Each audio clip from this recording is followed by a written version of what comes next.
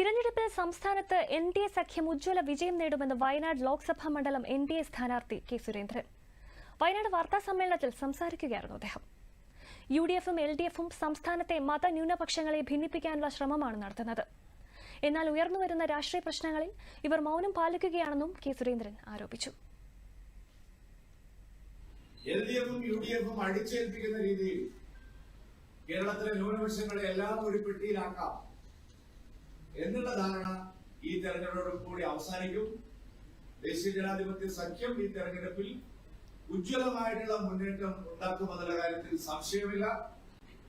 യു.ഡി.എഫും എൽ.ഡി.എഫും പലയിടത്തും ഒത്തുകളിക്കുക, അതിനുള്ള സൂചനകൾ അവർ നൽകി കഴിഞ്ഞു.